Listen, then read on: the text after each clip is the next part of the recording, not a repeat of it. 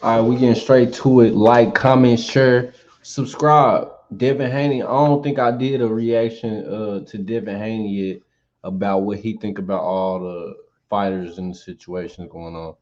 He talking about Ryan Garcia right now. Let's see what he talking. You feel me? Let's see what he talking.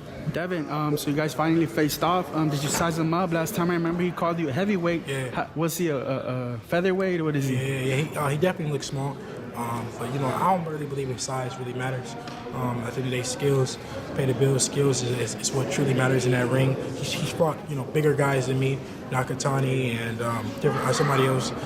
So it shouldn't matter about my size. At the end of the day, we both weigh in at 135, and that's all that matters. Hardcore boxing fans, of course, and even the promoter knows that this is going to be an IQ fight. Two smart fighters. The poster has a chessboard on it. Do you think you could match him?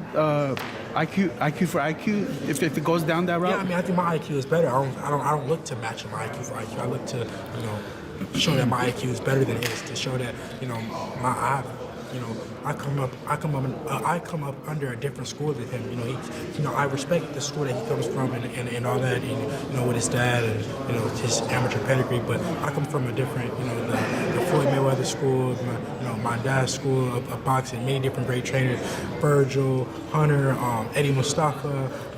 So many great trainers, Roy Jones and Floyd Senior, and so many good different trainers that I come from a different school, and so I look to showcase my IQ. Speaking of schooling, his route into professional as a professional fighter, he did close to 400 amateur fights.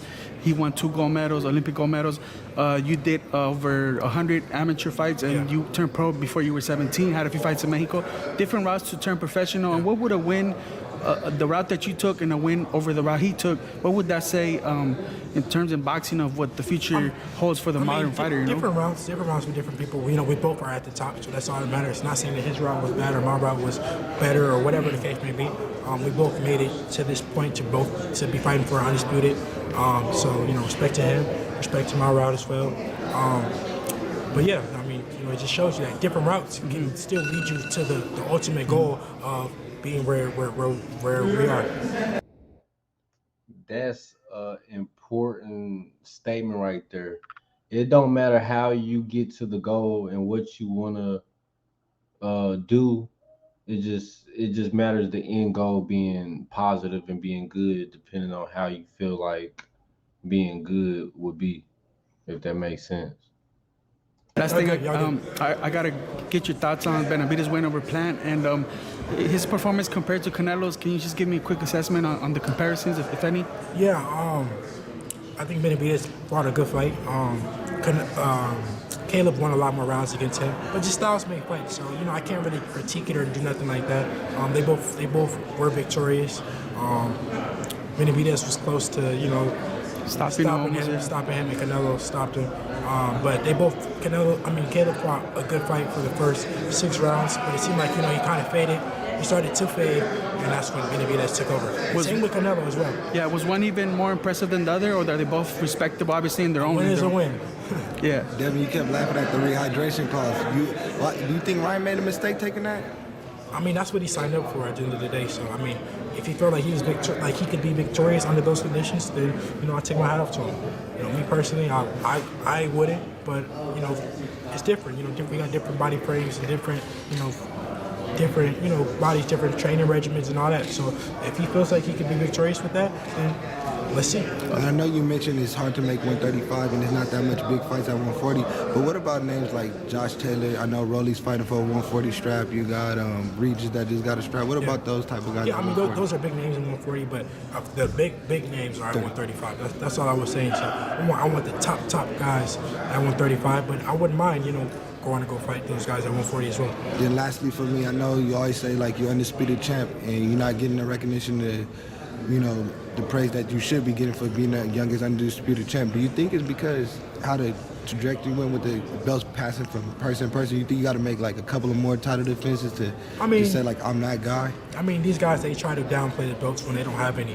Anybody that says belts don't matter, that's because they don't have any belts. So I mean, they're trying to water it down. But at the end of the day, the true boxing purists know that the belts are mean everything, especially when you have all of them. Not when it's like, I can see if I have one and maybe two. Nah, but I have all of them. So it shows that I am the best in the division.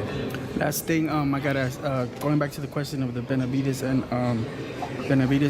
Canelo, does your mind change at all now in a potential matchup between them after the performances? Because Caleb was doing very well for the first 5 minutes, 5 rounds. I mean, Yeah, no, because I don't feel like Caleb and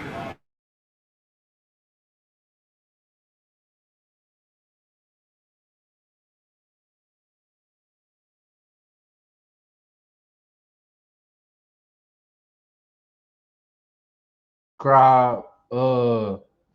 And another thing, to the people that be commenting talking about I don't know about boxing, I'm just reacting. You feel me? First of all, and second of all, I do know about boxing. Come on, do I need to get in the comments and argue with the people in the comments, bro? Stop playing with me. Like, comment, share, subscribe. I appreciate the comments though, no matter how it is. But I'm a real one. Y'all some real ones, and we're gonna keep it like that, mutual. You feel me?